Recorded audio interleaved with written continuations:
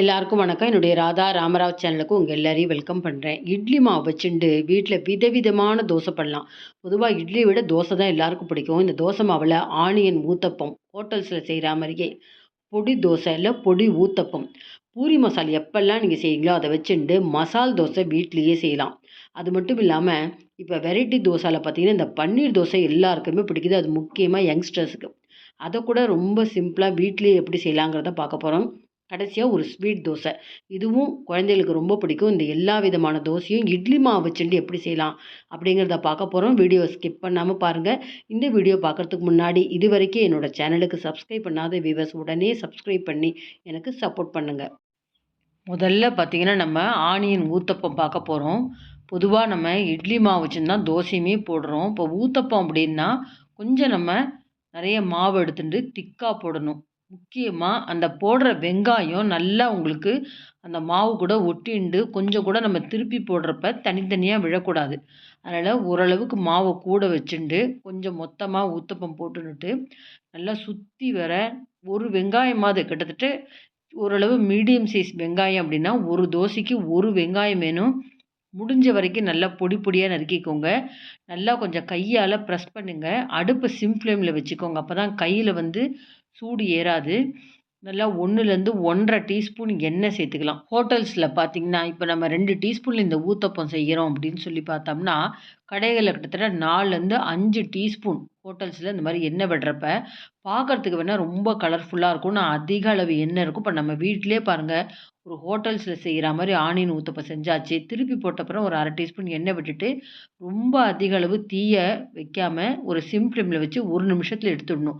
அப்போ தான் உங்களுக்கு வெங்காயம் தீயாமல் இருக்கும். ஒரு வெங்காயம் கூட தோசைக்கல்லில் ஒட்டாமல் தோசையில் இருக்குது பார்த்தீங்களா? பாருங்கள் ஹோட்டல்ஸில் போடுற மாதிரியே ஆனியன் ஊத்தப்பம் வீட்லேயே செஞ்சாச்சு. அடுத்த தோசை பார்த்திங்கன்னா பொடி தோசை செய்ய போகிறேன். மெல்லிசாக போட்டு நம்ம இட்லி பொடி தூவலாம். இப்போ நான் ஊத்தப்பம் மாதிரி போடுறேன். ரீசெண்டாக வீட்லேயே இட்லி மிளகாத்தூள் எள்ளு பொடின்னு சொல்லலாம். அது அரைச்சி எப்படி பண்ணலான்றத ஆல்ரெடி வீடியோ போட்டிருக்கேன். இந்த லிங்க் உங்களுக்கு தரேன். இப்போ ஒரு 1½ டீஸ்பூன் எண்ணெய் சேர்த்துருக்கேன். வீட்டிலேயே அரைச்ச இட்லி மிளகாத்தூளை கொஞ்சம் தூவுறேன் பாருங்கள். இப்போ ஒரு முறை இட்லி மிளகாத்தூள் அப்படின்னா ஒரு முறை நான் பூண்டு பொடி போடுவேன். அதுக்கப்புறம் கருவேப்பிலை பொடி போடுவேன்.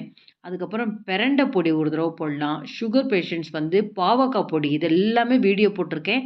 எல்லா லிங்க் உங்களுக்கு டிஸ்கிரிப்ஷன் பாக்ஸில் தரேன். ஒவ்வொரு முறை ஒவ்வொரு பொடி போட்டுக்கலாம். நல்லா ஒரு கலர் வந்திருக்கு பாருங்கள். திருப்பி போட்டதுக்கப்புறம் சிம் ஃப்ளேமில் வச்சு ஒரு 30 செகண்ட்லேருந்து 1 நிமிஷத்துக்குள்ளே எடுத்துடணும். அப்போ தான் உங்களுக்கு அந்த பொடி தீயாமல் இருக்கும். பாருங்கள் இப்போ எடுத்து காமிக்கிறேன் பாருங்கள். பொடியும் தீயலை, பார்க்குறதுக்கு நல்லாயிருக்கு. நமக்கு தோசைக்கல்ல ரொம்ப பொடி ஒட்டாமலும் இருக்கும் பார்த்தீங்களா? இப்போ ஹோட்டல்ஸில் இருக்கிற மாதிரி பொடி தோசை ரெடி. இப்போ அடுத்து பார்த்தீங்கன்னா மசால் தோசை. கர்நாடகா ஸ்டைல் மசால் தோசைன்னா அதுக்குன்னே தனியாக மாவு அரைக்கணும். நம்ம சாதாரண இட்லி மாவில் எப்படி செய்யலான்னு காமிக்கிறேன். அதுக்கு ஒரு சட்னி அரைச்சிக்கணும். காஷ்மீர் சில்லியை வெந்நீரில் ஊற போட்டிருக்கேன். இதுதான் நல்லா கலர்ஃபுல்லாக இருக்கும். சின்ன வெங்காயமோ பெரிய வெங்காயமோ எடுத்துக்கலாம். 2 தக்காளி, ஒரு 4 பூண்டு பல் எல்லாத்தையும் சேர்த்து பச்சையாக நம்ம அரைக்கணும். இந்த மிக்ஸி ஜாரில் போட்டுண்டு உப்பையும் சேர்த்துக்கலாம். சேர்த்துட்டு தண்ணி விடாமல் அரைச்சிக்கணும் நைஸாக. இந்த மாதிரி ஒரு பவுலில் எடுத்து மாற்றி வச்சுக்கலாம். இன்கேஸ் உங்களுக்கு தண்ணி இருந்தால் அதை லேசாக வடிச்சிடணும். சாதாரணமாக பூரி மசால் பண்ணுறோம் பார்த்தீங்களா? நான் காத்தால பூரி போட்டு அந்த மசாலாவை எடுத்து வச்சுட்டேன்.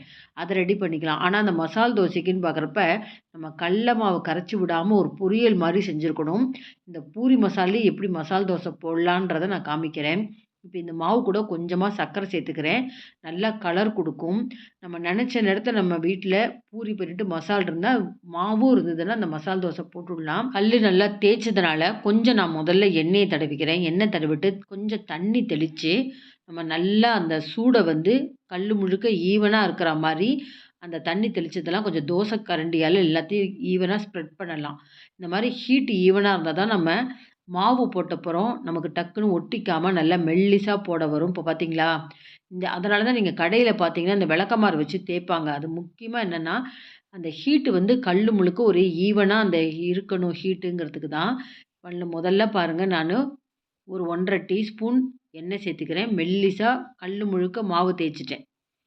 தேய்ச்சதுக்கப்புறம் ஓரளவு மீடியம் ஃப்ளேமில் வச்சுட்டு தோசை கரண்டியால் அந்த மாவு மேல் மாவுலாம் நல்லா வேகிற அளவுக்கு நல்லா கரண்டியால் முதல்ல தேய்ச்சி விடணும்.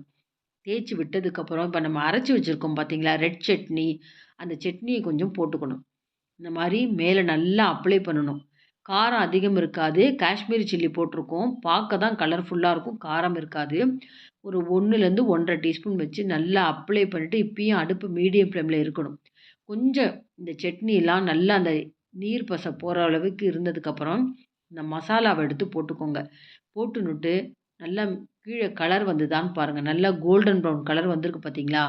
அப்படியே நம்ம மடிச்சு குடுக்க வேண்டியதுதான். ரொம்ப நல்லாருக்கும்.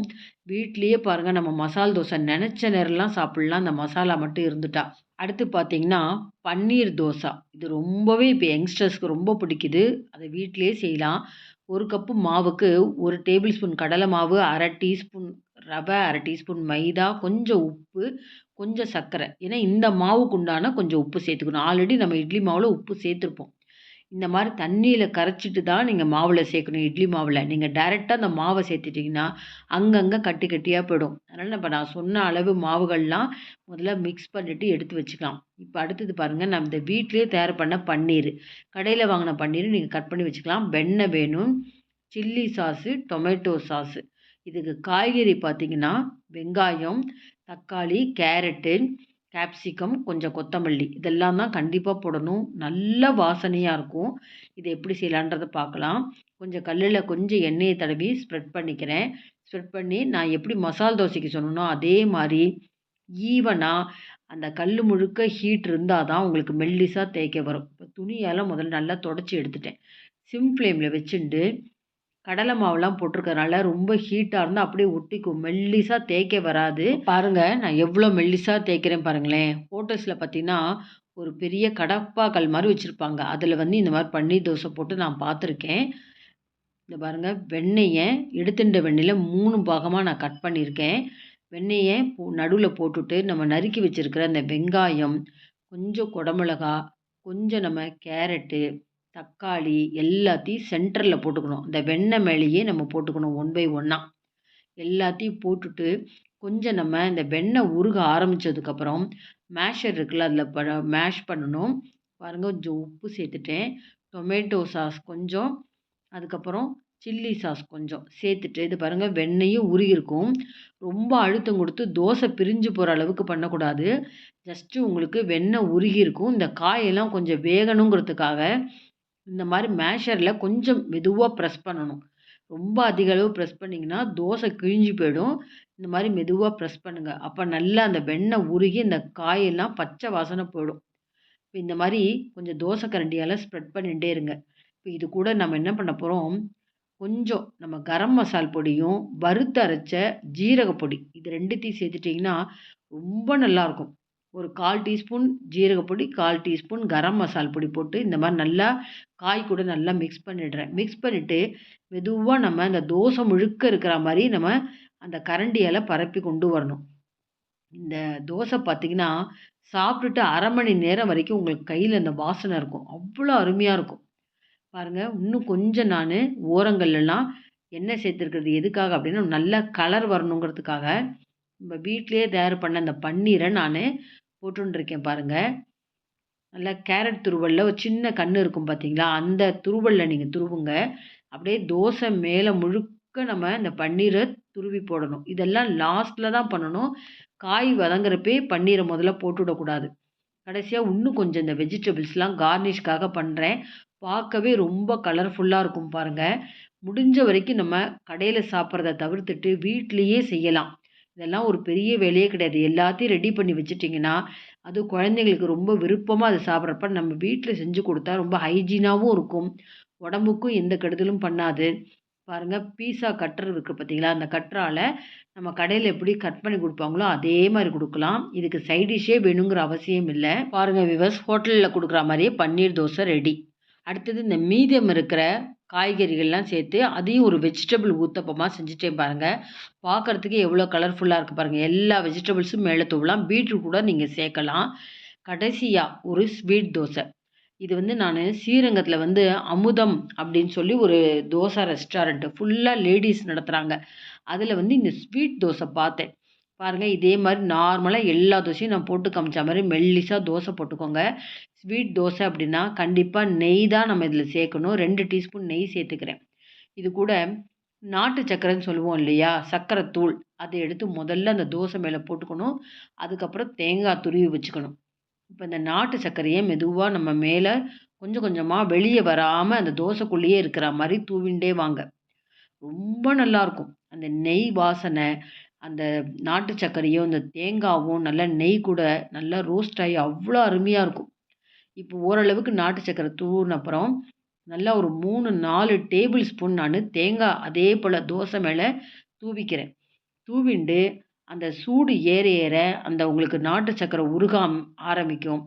நெய்யோட சேர்ந்து அந்த தேங்காவ இந்த மாரி ஸ்ப்ரெட் பண்றப்ப, நல்லா ஒரு பூரணம் மாரி உங்களுக்கு அந்த ஸ்மெல் வரும்.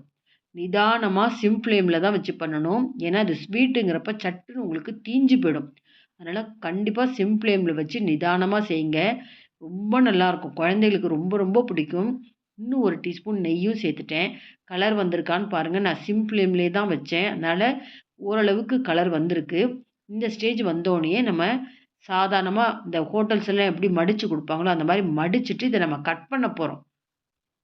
இந்த ஒரு தோசை முழுக்கவே ஒருத்தரால சாப்பிட முடியாது. அவ்ளோ ஸ்வீட் இருக்கும்.